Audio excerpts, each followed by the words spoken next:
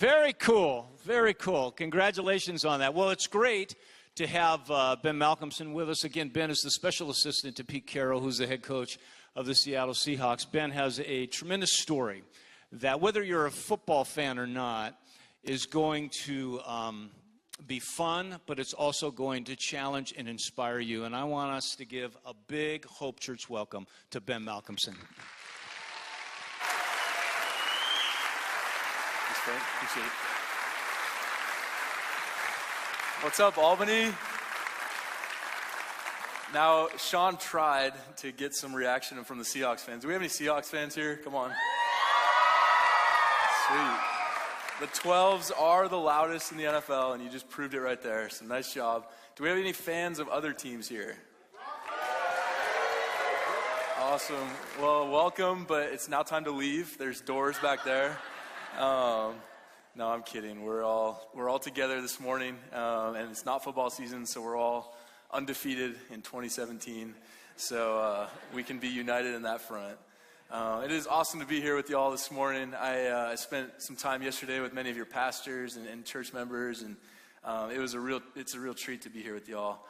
Being in the first service, this is a special place. You guys are a part of something very special. Just an amazing church home for you all. So thank you for welcoming me into your home this morning. It's an honor to be here. The story I'm about to share, stories stick with you. Stories echo in your heart as you move forward. You remember a story from 10 years ago, 15 years ago, way better than you remember some facts or a date or something like that. You remember a story because stories, for some reason, hold a special place in our hearts. You read stories in a book, you read stories in the Bible, and they resonate with you. They stick with you. So the story I'm going to share with you all today will hopefully do just that and provide you with some hope, some encouragement, and that you walk out of here feeling encouraged today, knowing that God has an incredible purpose for your life. Now I'm going to take you back a few years. I went to school at USC. Pastor Frank representing this morning, the University of Southern California down in LA. I went to school out there just trying to find my way, just trying to figure out what I was going to study, just a normal college student. And figured out I was going to study journalism, going to be a print journalism major. And in that process, I was assigned to write for the school newspaper. So I started writing for the Daily Trojan and show up, and I could write for news, opinions, entertainment. But being a sports guy, I wanted to write about sports. It just felt like it fit my passions. So I walk into the sports department, and they're like, well, we have an opening on the women's volleyball beat. Go for it. And the problem was that I had never watched a minute of women's volleyball in my life. And being from Texas, volleyball is not a very big sport in Texas, as it is on the West Coast. And so I was at a loss, to say the least. I had to spend a lot of time on Wikipedia over the next week trying to figure out how scoring worked, how volleyball worked. And it was a steep learning curve. But I eventually figured it out, started covering the women's volleyball team there at USC for a little while. And about halfway through the season, the sports editor called me and said, hey, we need someone to cover the USC football team. Can you fill in? And at this time, the USC had just started their kind of run of amazing years there, the heyday of USC football. And they were the number one team in the country just that first year there. And of course, I was going to jump at that opportunity. So I got switched from women's volleyball to USC football. And for the next 3 years, I got to be the beat writer for the USC football team for the school newspaper there at USC. And for those next 3 years, for 39 straight games, I got to go to every home and away game for USC football. I got to go to 2 Heisman Trophy ceremonies, 3 national championship football games. It was an incredible experience, and this was my job in college. I mean, this was crazy. I had friends that were the janitors in the dorms, that worked in the IT department at 2 a.m., worked in the cafeteria, swiping the card. I mean, here I was. This was my job in college. I was literally living a dream. This couldn't get any better. So I was into my senior year at this point after 3 years of covering the football team. And during this time, beyond the games and the normal features that I was writing, I'd also kind of developed a little niche of writing participatory features on just various sports at USC. So one time I was a women's cross-country runner for a day. I ran a workout with them and wrote a story from first-person perspective, just kind of take readers where they had never gone before. I was an equipment manager for a day. I got to do a lot of dirty laundry for a whole day. It was great. It was like many of you guys do every day. So doing your own laundry, it's like, wow, it's not that exciting. But I wrote a pretty cool story out of it because most people hadn't been an equipment manager before, and it was really cool. One time I did a day in the life of Pete Carroll. Followed him from 7 a.m. till 10 p.m., 15 hours. Everywhere he went, I went, and I wrote a story about that for the newspaper. And I had kind of developed this little niche for myself that was really exciting, and readers enjoyed that kind of first-person perspective. And so I was gearing up to graduate there, end of my senior year, and I wanted to write one final good insider story. And I was on the search, I was on the prowl for what could it be, and I saw an ad in the Daily Trojan saying walk-on tryouts for the USC football team are coming up on such and such date. If you're interested, come to this meeting. Now, walk-ons are the end-of-the-bench guys, the guys that don't get scholarships to play in college. They pay their own way to go to college, and they are basically glorified tackling dummies. You know, like they go out, they practice with the team, and they just get abused left and right. They're on the scout team, but they help the team prepare and practice and get ready for their next game. And so they're an important part of the team, but there's never been one article written about a walk-on. You know, it's pretty rare. And so I was like, this would be a perfect article to write. Just shine some light on these guys. I mean, there was Matt Leinart and Reggie Bush getting all the Sports Illustrated articles, being on SportsCenter. But what about these walk-ons? They're an important part of the team too. So in this process, I figured, well, I should go through the tryout myself. And it would be pretty funny and pretty cool. And I need to be honest with you all and be upfront, but the last time I had played football was in 5th grade. So here was a newspaper reporter who hadn't played football since 5th grade, 160 pounds, 6 feet tall, trying out for the #1 football team in the country. This was going to be kind of a joke, to be honest, you know. And so I went and talked to Coach Carroll ahead of time, and I was like, hey, Coach Carroll, can I write an article about walk-ons and go through the process myself? And he's like, yeah, it won't be very interesting, but go for it. It's pretty boring. And I was like, well, I'll take you up on that challenge. So went to the walk-on tryout, go through the tryout. I get home that night, battered and bruised, start writing the article. And this was going to be the crowning achievement of my college newspaper career. I mean, this was the best article I could have ever imagined. I was so excited to see this get printed the following week. And about a day later, I get a phone call at 8 in the morning, which is really early for a college student, saying, is this Ben Malcolmson? And I was like, yes, this is Ben Malcolmson. And the lady on the other end of the line was like, well, this is Christy from the USC football office. You made the football team. Now, I had told a few of my friends that I was doing this article and going through the walk-on tryout. So it immediately hit me that one of my friends is doing a prank call on me. And that's a pretty good prank call, to be honest, that early in the morning. I'm not fully awake yet. And I was like, okay, who is this? Good prank. I knew right away it was a prank. And the lady's like, no, this is Christy from the USC football office. You need to come in and check in. You're on the football team starting right now. And so my life took a turn in an instant right there. All of a sudden, there I was on the #1 football team in the country, having not played football since 5th grade, going through the tryout just to write an article for the school newspaper. All of a sudden, there I was. So I pedal as fast as I can on my bike to get over to the football building, get to the locker room, because I need to check in, apparently, whatever this means. And I show up, and as I'm walking up to the building, it hits me that Coach Carroll is renowned for pulling pranks. I mean, he is the ultimate jokester. You've seen probably some of them on YouTube or on ESPN or whatever. And so it hits me that, oh, man, here we go. I'm going to be the butt end of his latest prank. So I'm fully expecting to walk up the stairs. There's going to be confetti and Will Ferrell and Snoop Dogg, and Coach Carroll's going to pop out from nowhere. Ha ha, got you. And so I'm just gearing up. I'm getting ready for this prank. So I'm trudging up the stairs, get to the office. The secretary, first person I see, goes, congratulations, Ben. We're so excited for you. And I'm like, oh boy, she's in on it too. Here we go. And I turn the corner, there's Coach Carroll's assistant, and she's like, we're so excited for you, Ben. And I was like, yeah, can I please see Coach Carroll? I need to see him immediately. Because, I mean, partially I was in shock that what if this actually is real, but partially I just need to get this prank over with, you know, like I need to move on with my life. And she's like, oh yeah, I'll get him for you. He comes out, huge grin on his face. I'm like, oh, it's definitely a prank. Here we go. And I was like, Coach, good prank. I need to finish the article now. Can you just kind of tell me the prank's over? He's like, no. You can catch the ball and you can run fast. We want you on the team. Are you in? And I was like, wow, he's not kidding. Okay. I was like, of course I'm in. Let's go. And he's like, sweet. well, go down, get your pads, get your playbook, you're on the team.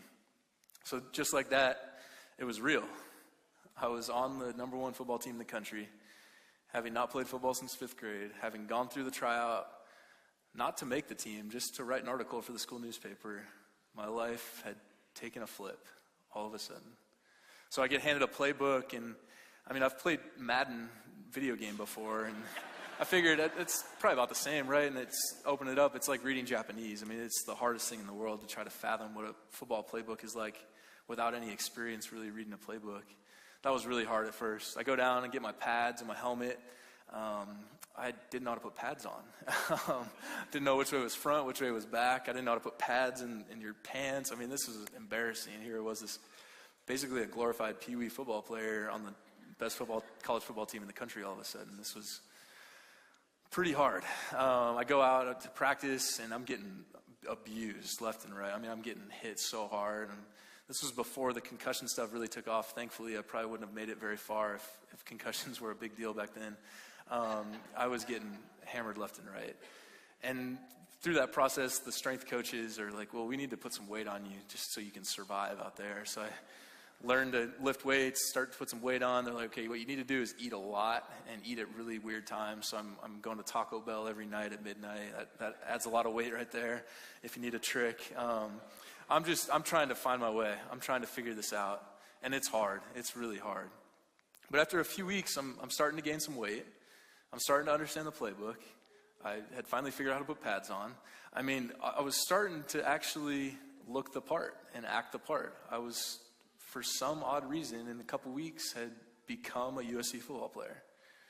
And I'm out there practicing one day. It was towards the end of spring practice in April, and I'm blocking a cornerback on a play, and my arm gets stuck in his pad, and he rolls over me, and I get tangled up, and next thing I know, my shoulder's out of socket, and I've dislocated my shoulder. And the doctors run out and rush me over to the hospital there on campus. I get x-rays, MRI, and they said I need emergency reconstructive surgery on my right shoulder. And the recovery of that was at least 9 months. And so there I was, starting to get it, starting to fulfill this kind of dream that I had of, wow, I could actually do this. And it just gets snapped from my hands just like that. Now I go through the surgery, and Fox Sports did a little documentary kind of telling the rest of the stories. They do a way better job than I could do sharing it. So we're going to watch a short little video here that kind of tells the rest of the story. So if we could watch that, that'd be great. He easily could have hung him up and said, nah, I'm just going to get well and forget about it. But he was determined, maybe more than ever, to show that he belonged. Ben was now focused on living up to the words of sports writer Owen Bird, who in 1912 had nicknamed the team the Trojans, because, as he wrote, no matter the situation, the odds, or the conditions, the competition must be carried on to the end, and those who strive must give all they have and never be weary in doing so.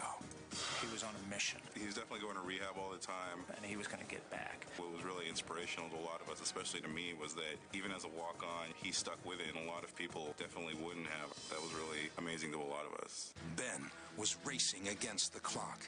He was determined to return to the team before the end of the season. The transformation from writer to player was now complete. He really believed in getting back as quickly as possible.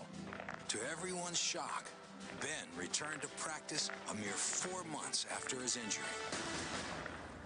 That was the biggest victory right there. It was like, well, I can do anything I put my mind to. But the real surprise came as the campus and community responded to the news of his recovery. He represented the average student on campus. The story became bigger than me. It became everyone, and everyone saw hope in it. Grade school girls that played volleyball and said, you know, I was thinking about giving up, but now I'm going to keep trying because I heard your story. Or the soldiers from Iraq that were grappling with all of their daily challenges and heard about Ben's story, and they said, this is the story of why America is great. But though it was a stirring story, Ben's recovery came with only 3 games remaining in the season. As a walk-on, his chances of playing were already slim. Now, they were remote. I sort of resigned to just putting on that jersey every Saturday for home games and practicing my butt off on Monday through Friday. That's really all I wanted from the experience. But his friends had higher hopes. I had a couple of really good friends who thought that it would be cool if they started a little campaign, Get Ben In, to sort of support me and push the whole campus to get involved. Get Ben In was the battle cry that we heard over and over again. We put up hundreds of flyers like on campus, like all over the place. They made t-shirts and posters and signs. Everywhere we could place a flyer, we put it. I think we actually made the university kind of mad at us for a little while. Even Coach Carroll was pulling for him and looking for the right opportunity. It's always something that we're hoping to do. So when you have an opportunity to present that for the guys, I jump at it. Unfortunately for Ben, the next two games presented no opportunity to play. Arch-rival Notre Dame was USC's final opponent of the year and Ben's last chance to play for the Trojans. I got up in the morning at the hotel and was watching the television, and I saw a big sign and it said, Get Ben In, with a big photo of Ben on it. I'm thinking, this is remarkable. It was so cool how people rallied behind me. 92,000 people, and all very feverish because it was the Notre Dame game. It was spine-tingling. If I could have just taken that as my lasting memory, that would have been the best thing ever. This was my last chance. It was senior night at the Coliseum. We were asked as a group of parents to come out on the field and form a gauntlet for the players to run through. And, of course, the first name they mentioned, Malcolmson! he comes running through like Traveler the horse, and he ran through the gauntlet. I look up on the Jumbotron, and there it is. It says Ben Malcolmson from Highland Park, Texas. And I went, oh my gosh. Many people tell me I'd give my left arm to have that experience. And I go, wow, it really is that big a deal. The Notre Dame game couldn't have been a more storied way to end. After all, Notre Dame's Rudy Rudiger's walk-on story had inspired a feature film, Rudy. Almost like it was divine intervention. We were up 2 scores, and I remember that Notre Dame had tried to onside kick the ball. The Trojans are going to got it. They're going to take off to the end zone, and here comes Brian Cushing. Touchdown! The score then got to a point where there was a sufficient spread that the coaches felt comfortable in putting Ben in the game. Finally, 8 months of sweat, pain, and dedication paid off for Ben Malcolmson. It was an out-of-body experience for sure. Coach said, Benny, you're in. We saw him running out there, and we said, oh my gosh, he's actually going to get into the game. It was just an awesome experience. I definitely went nuts. Even though it was only like 10 seconds of me on the field on that play, it meant so much to me for all the work that I put in and all the challenges I'd overcome, but also for the people who had started to support me. And it was just not only my friends, it was so many people around campus, people in class, people I didn't even know. What a remarkable experience. And I think that's what Ben kind of lived for. Though he was only on the field for one play, Ben accomplished something few could ever imagine. That dream that everyone has to what would it be like to be out there and be a part of it, he got to live it. For Ben to be able to do that was something that I think really proved to him that I can do something extraordinary in my life. It is very special for these guys to be able to hang in this program. It's a very unique program. That's a lifelong memory for those guys to make it through because of their will and their toughness and their desire and the way they dream. It's a beautiful thing sometimes. It's just surreal. It was unbelievable. It seems like only stuff that happens in movies. It was one of the highest moments of my life, without a doubt.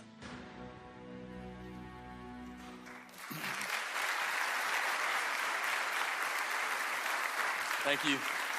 I do need to. I need to apologize for 2 things real quick. One is my acting skills; those were horrible, so I'm really sorry. And number 2 is I actually lined up wrong on that play, and I should have been penalized 5 yards. So, thankfully, the referees let that one slide. That would have been really embarrassing to have my one play get a penalty on. So, thank you for your grace this morning. That story in and of itself is pretty amazing. I mean, that story right there screams of God. Only He could take a skinny little newspaper reporter who hadn't played football since 5th grade, place him on the #1 football team in the country, have him overcome an injury, a surgery, all that stuff, and do something like that. That is only something God can do. But what the cool thing about God is that He always goes way farther than it just looks on the surface. He always does way more than it appears through something like that. Now I'm going to take you back to the day I found out I made the team, and I'm standing there after talking to Coach Carroll, and I walk outside, and I got this sense almost right away that God had me there for a purpose. God had placed me on that team for a reason. I mean, he could have, if he needed some extra body on a football team, he would have chosen someone way stronger, way bigger, way faster than me. But it felt like he had me there for a reason. He had me there for a purpose. And so I decided I was going to press into that. I was going to pursue, God, what is my purpose on this team? A couple months into being on the team, I get an idea that I need to start a Bible study for the team. And so I got a lesson ready, got a room assigned, made flyers, posted them all over the locker room, told all my teammates, hey, we're going to have a Bible study, such and such date at this time in this room, be there. Now there's 100 guys on the team. I mean, maybe a couple guys will show up, maybe a quarter of the team if we're being nice here, you know. Let's just see how many guys show up. I mean, I'm there for a reason. I'm there for a purpose. The time comes for the Bible study, and I'm the only one sitting in the room, so I figure, okay, well, maybe guys are running late. I wait 5, 10, 15 minutes, and no one shows up. So you can imagine my discouragement. I mean, I knew that I was there for a reason. I knew that I was there for a purpose, that God had called me to that football team for a reason. But I guess I failed at the Bible study. Maybe he didn't want me there for a Bible study. So it took me a little while to get through that defeat, that discouragement right there, and maybe about a month later, I get another idea that we need to start a prayer group for the team. We'll pray together the day before every game, and even if it's someone's kind of good luck charm, it'll still be a cool thing to do together, to pray together to God. So I get a room ready, I make flyers, tell all my teammates. The time comes for our first pregame prayer session, and again, I'm the only one that shows up. So there I am, twice as discouraged, twice as defeated, and questioning God even more. God, why am I here? What is my purpose in being here? Now, as I say that, I know that speaks to many, if not all of you in here, whether it's your workplace or your school, your neighborhood, your family. You question, God, why am I here? What is my purpose? Because I sure am not seeing it right now. It feels like all I'm facing is discouragement, defeat. But I feel like there's a purpose here. I'm just not seeing it. So it took me a little while to get through that discouragement. And I get another nudge on my heart. I just read in Matthew 5 that let your light shine before men. And it hit me. It was like a light bulb went off. And lights just shine where they are. Lights don't need to go create events or need to go create Bible studies or prayer times. They just shine where they are. And so I was trying too hard to do things, and I just needed to be a light where I was. And so there I devoted myself for the next couple weeks to just be a light, just try to be a good friend to my teammates, just try to shine God's love to my teammates. And so I tried, and it was hard, to be honest. I mean, the life of a college football player is not the easiest one. You wake up at 6, you go to weights, and then you go right from weights to class, go right from class to football meetings go into practice, and then after practice you got to watch film. After that, you got to run to class at night, and then after class, you got to do some homework for a few hours, and by that time, it's midnight, and you got to wake up at 6 and do it all over again the next day. So other than a few bus rides here and there going to and from games, there's not much time to just relax and hang out with your teammates. And I was realizing that after a few weeks of just trying to be a light on my team, that there weren't many receptive places to light because the schedule just didn't allow it. And so there I am again, defeated, discouraged, questioning God, why am I here? What is my purpose? I just don't see it. And at this point, I was almost ready to throw in the towel. It was towards the end of the season, and we get chosen to play in the Rose Bowl beginning of December, and the Rose Bowl games on New Year's Day. And so I had a month left, and I get one little nudge on my heart that everyone on the team should get a Bible. I had just read in Isaiah 55 that if his word goes out, it does not return void. And so I was like, well, I'm going to kind of put God up to it, like see if he follows through on his promise here. And I'm going to put his literal word out there. And let's see if it doesn't return void, doesn't come back empty.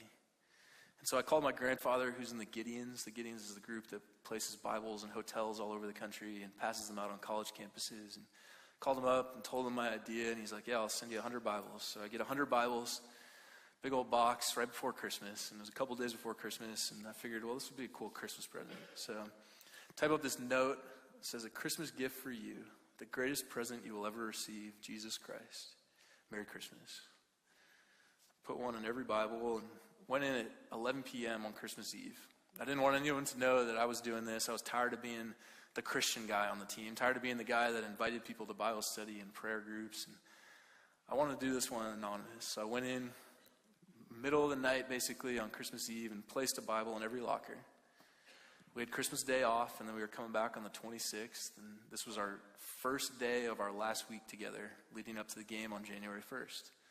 And I couldn't wait to get there on December 26th. I mean, this was the fulfillment of my purpose. This was why God had me on this team, was to place a Bible in everyone's locker for whatever reason he had, but I couldn't wait to see the fulfillment of this purpose. So I'm skipping my way over to the locker room that morning at the 26th. I was the kid on Christmas morning. It was just a day later, and I was so excited. I couldn't wait to get there. And I mean, I've got the grandest of expectations. I was expecting just revival to break out, hallelujah chorus to be sung. I was going to open the door. There was going to be light and angels singing from the locker room. This was going to be amazing.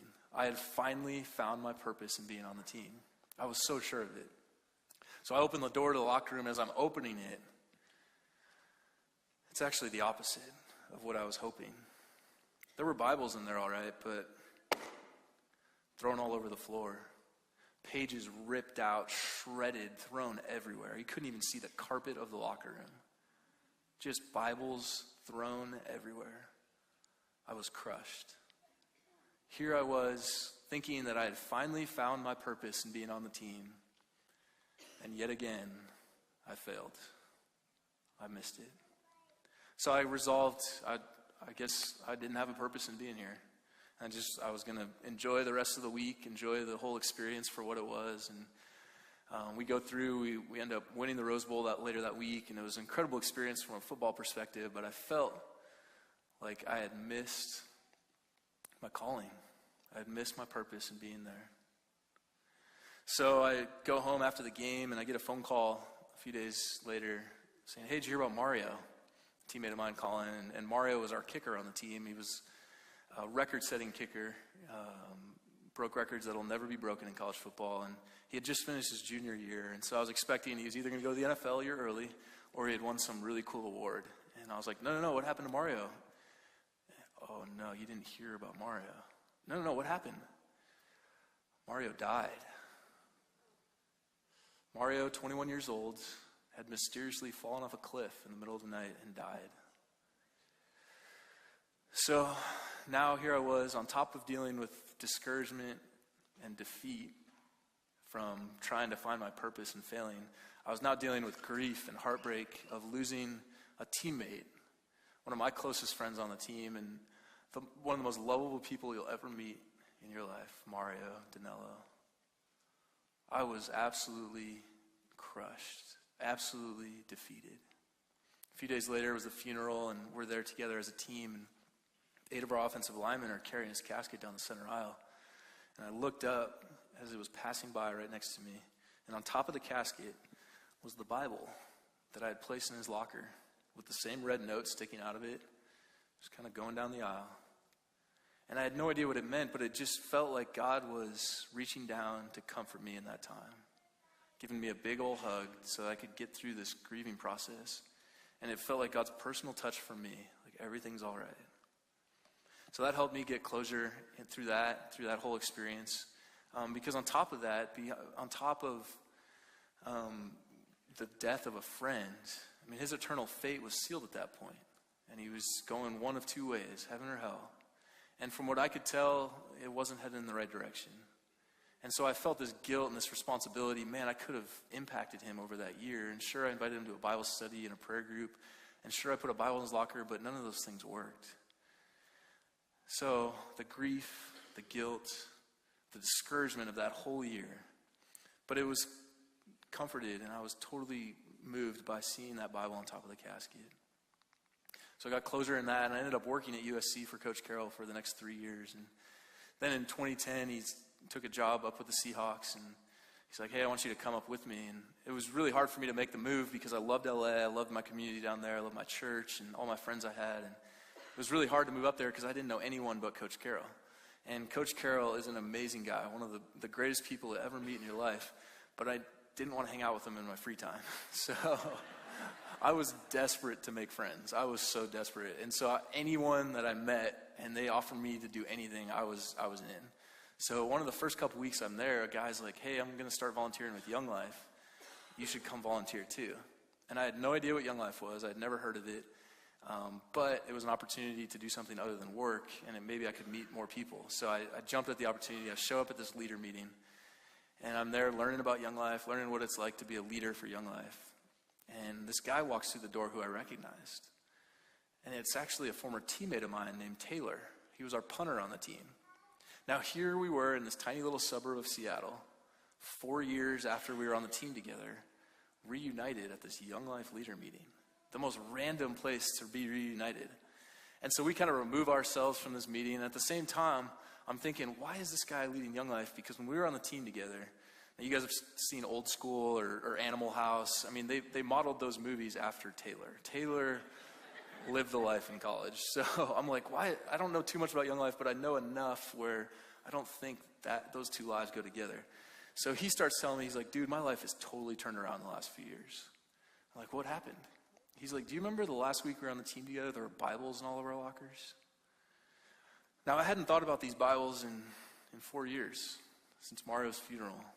This particular Bible with the red note sticking out of it really symbolized a friend's death. It symbolized discouragement. It symbolized defeat to me. It symbolized me failing at finding God's purpose for me and being on that team. So I had stuck the Bible that I'd put in my own locker with the red note. I'd stuck that, hid it in some box somewhere. Didn't really even think about it for 4 years. And so when Taylor said that, my heart kind of dropped. And I just played dumb. I was like, yeah, I think I kind of remember those. And he starts telling me that he grew up in church. He grew up going to church his whole life. His parents were Christian. And when he went to college, he decided he was done with rules. He was done with religion. He was done with people telling him what to do. So he turned and went his own way. So when he saw a Bible in his locker that morning, he was kind of upset. He took his Bible, threw it in the trash, and was like, who's trying to shove rules down my throat? Who's trying to shove religion down my throat? So he's getting ready to go out to practice, and he thinks he's the last one in the locker room, and he's pushing the door to go out to the practice field, and he hears a voice in the back corner of the locker room going, what is this? Now he's kind of confused because he thought he was the last one in the locker room, and turns around, and it's Mario, our kicker, sitting in his locker, thumbing through the Bible, going, what is this? Now, Taylor and Mario, they were best friends. Punter and kicker, they spent hours and hours of time together. Taylor sets his pads down, screams across the locker room, Mario, are you an idiot? That's a Bible. Have you never seen a Bible before? Mario, just dumbfounded, is like, no, what am I supposed to do with this?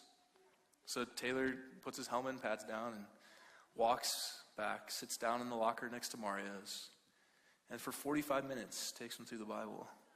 Every word written in red are the words of Jesus Christ, the Son of God, the Savior of the world, the one who came to die to set you free, to give you new life, to make you right with God.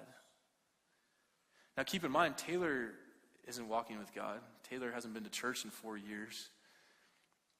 But there God is speaking through Taylor to touch Mario's life.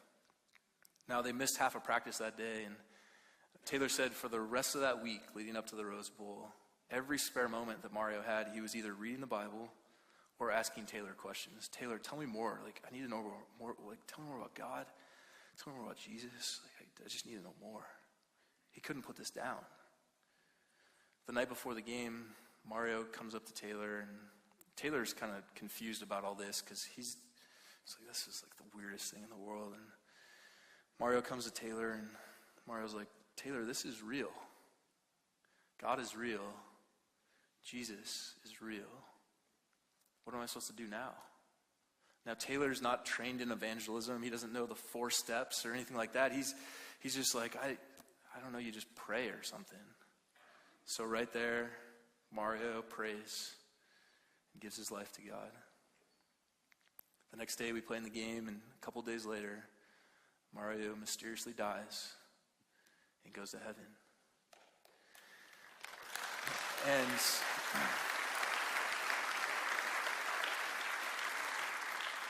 Taylor's telling me the story, and I'm holding back tears, and it's the craziest thing. He says that when I found out my best friend Mario had died, it all came into focus for me. That God is real. That God is at work. That he's moving. And Taylor, on the second he heard out that his best friend had died, recommitted his life to Christ. And had never been the same since. And Taylor's telling me this story. He's like, yeah, that's how I got to where I am today. And he's like, isn't that the craziest story? And I'm like, yeah, it's even crazier because I was the one that put the Bibles in the locker. And I thought it was a total failure. And we both lost it. We gave each other a big hug. And it's amazing what God desires to do through each one of us. Whether we see it or not, there's a verse from Habakkuk 1:5. It's a tiny little book in the back of the Old Testament.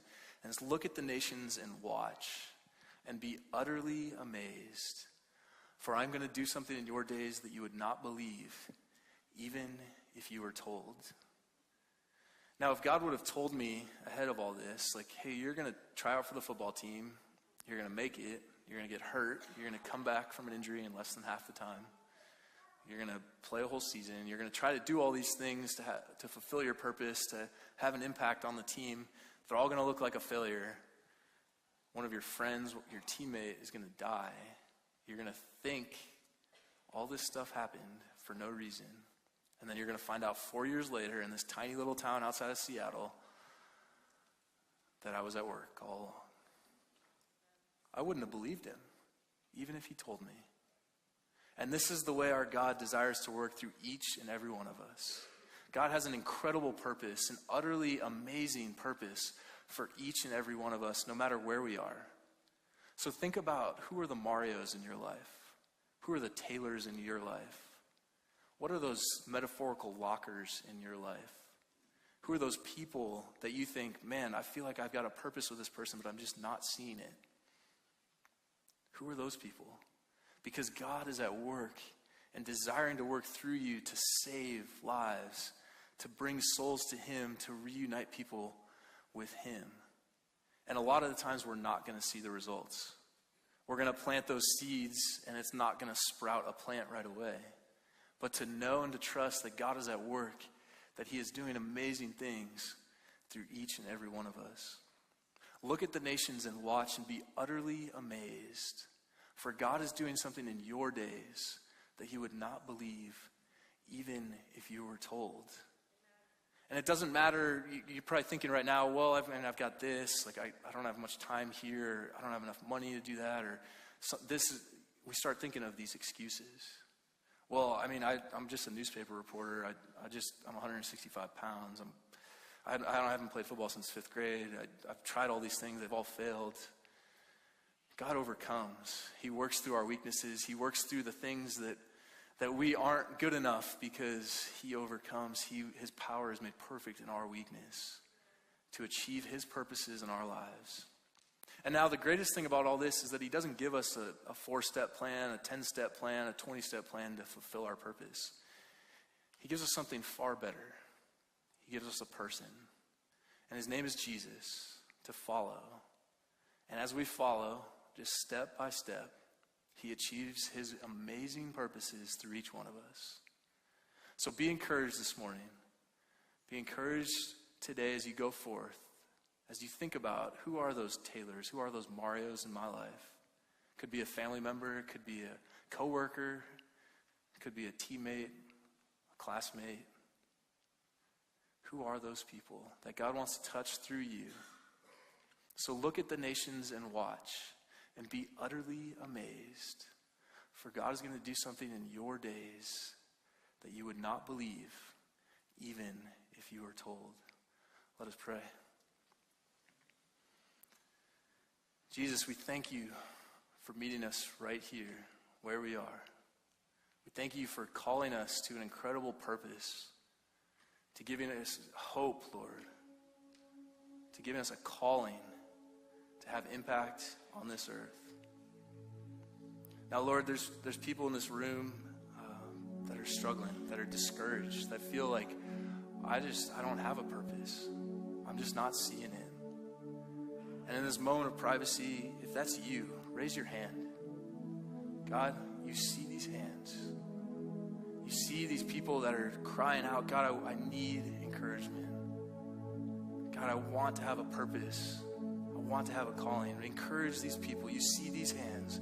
May these people be encouraged today as they walk forward, knowing that you've called them for an amazing purpose. And Lord, if there's people in here that don't know you yet, but that feel, God, I want that purpose. I want that supernatural purpose on my life. Whether you've been with God before or whether you've never even experienced God ever, today's that day. And so if that's you, in this moment of privacy, raise your hand and say, yes, I want to follow you, Jesus. I want to follow you. I want to see your purpose. We thank you, Lord. We thank you for all the people in here, all the hands that were raised. We thank you for calling us to an amazing purpose. Encourage us today, Lord. Give us hope as we step forward to see your purposes in our lives. It's in your name we pray. Amen.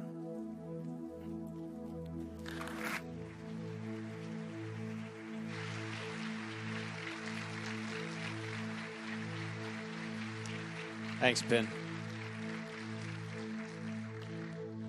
So appreciate that. What a great story. What a great encouragement, right? If you prayed that prayer today, maybe you received or rededicated your life to Jesus today, we would love to know that. We want to help you in your journey, however that may look. And that connection card that was mentioned earlier in the seat in front of you, if you just take it out. We have folks, by the way, every week that do this. Every week somebody prays a prayer, receives Christ, or rededicates their life. To take the connection card out, and they fill it out and they let us know, hey, I prayed that prayer, and we're able to send some free resources to them and just kind of help them along the way. So I sure hope if that's you today, fill that card out. Let us know. You just take it to the blue welcome banner. That's where our Common Grounds coffee area is. It's right out through these doors, and somebody will be at that blue welcome banner, and you can hand them that card, and we'll make sure to get you some free resources your way. Well, what a great story. What a great day. And we want to kind of conclude today by giving an offering to Ben. It's great to have Turner here. Turner is a senior in high school and part of Young Life. For those of you who don't know what Young Life is, it's really an outreach ministry to students on campuses. And of course, Ben is very involved with that, invests a lot in that. And so this morning, as we give back, I asked Ben, what's your fee? What does it cost for you to come? And he says, just whatever. He says, whatever. And I just appreciate his heart, appreciate his humility. And God is using his story in a variety of settings, in a variety of ways. God's got him right where he wants him. And God's got you right where he wants you as well. So I'm going to ask the ushers to come. So, again, if you want to make checks out, you can just make it out to Hope Church. We'll make one check out to Ben. But just know that a lot, when we give, we're giving and not only blessing Ben, but really investing in Young Life as well, which is a great, great ministry. And that makes a difference in some other kids' life. Let me mention one other thing, and then we'll pray. We have a brand new church app, Hope Church, our app. If you go to your app store, you can download it for free, and I sure hope that you will do that, because it's very functional, and it will help you, whether it's giving or watching live stream or messages and things of that nature, gaining information. So just go to, you can search it in the little search function on your phone or on your iPad or whatever, and it's just Hope Church Albany, and that app will come right up, and you can download it for free. Listen, if I can do it, anybody can do it, and I did it. So I hope that you'll take advantage of that church app. Lord, thank you today for the message and a story of hope, that you are always at work, whether we feel it, see it, or not. And the truth is you do have a purpose for our lives. And I just pray today that as we give back, that we'll be able to advance Ben's story in the lives of many young people through Young Life and through his dealings with the Seahawks and with Coach Carroll and all of the connections that his position brings him into. God, we pray that you'll use him, that you'll protect him and guard him, and that you'll fill him with your presence. And thank you that we get to be a part of his ministry, of what he is up to, really in Seattle and in places all across this country. And so as we give back, I pray that you'll bless and meet every need in this place, and we ask it all in your name, Jesus. Amen. God bless you as you give. Hey everybody, we are so excited to share with you some brand new friends to Hope Church. These folks are going to be a hoot. We're talking about the comedy duo of Amy Barnes and Jerry Minor.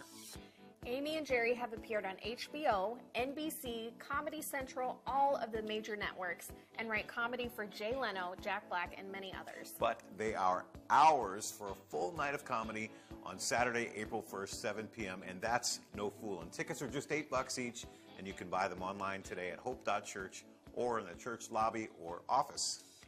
But I want you to know that I have combed through the laws. And as it turns out, there's tons of stuff that it is still legal to do to your children. Learn by you can't spank your kids no more, no more. It's like those kids aren't yours. You can send them off to bed without a bite to eat, shave their head and eyebrows while they sleep. I have like the greatest Disney parenting tip ever for you, all right? If you're headed to Disney World. I don't know if you know this, you can actually drop your kids off at the Lost Children's booth. Nice. And you have 2 full hours until they call the cops. You just have to make sure that when you come back to get them, you look like you've been looking really hard. Yeah, you gotta look so. We looked everywhere for you guys. And as a special treat, we'll begin the night with music by our very own Corey Nolan and Infamous Soul, playing sophisticated classic rock from the 70s, 80s, 90s, and today. Wasn't that just Corey? Yeah, I'm pretty sure it was. Wow. Life in the fast lane, shouldn't make you lose your mind. Life in the fast lane, it's a lonely night in Georgia. Just a small town girl, living in a lonely world. On and on and on and on. Don't stop believing. Hold on to the feeling. And as an added bonus, Amy and Jerry will be joining us on Sunday morning, April 2nd, to share about the couple behind the comedy. Our ushers will be at the doors with flyers as you leave today, so be sure to grab a stack to invite friends to join you. This is going to be fun. Reserve your spot and get your tickets today. All right, ladies, let's say you send your husband to the grocery store for one thing, and he comes home with that one thing. That's not a marriage. It's a miracle.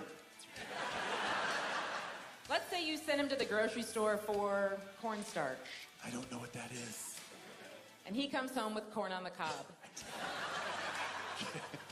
Canned corn, creamed corn, cornbread, corn flour, corn syrup, corn oil, popcorn, kettle corn, corn flakes, corned beef, Cornish game hens, Corningware, and corn remover, but no cornstarch. That's a marriage. And a true story. They're going to be great. You can go online and get the tickets. You can get them out in the lobby today, but you'll receive these as you exit today. I hope you'll take advantage of it. Again, this is just part of kind of a reintroducing of our church to our valley, and we hope that you'll be a part of it as we launch a brand new teaching series on really discovering our purpose in the world, and that happens next Sunday. Let's stand, and I want to officially say thanks for being here today. Have yourself a great afternoon. We sure hope that you'll come back, be with us next Sunday. And for Hope Church family, for those that you can help with some of the pulling of the carpet as we are wrapping that up. That would be great. Lunch is on us in the Joe Lack Chapel. Have a great afternoon. And if some of you would like pictures with Ben, or you'd like to meet Ben Malcolmson, you're welcome to come down and do that this morning. God bless. Thanks for being here.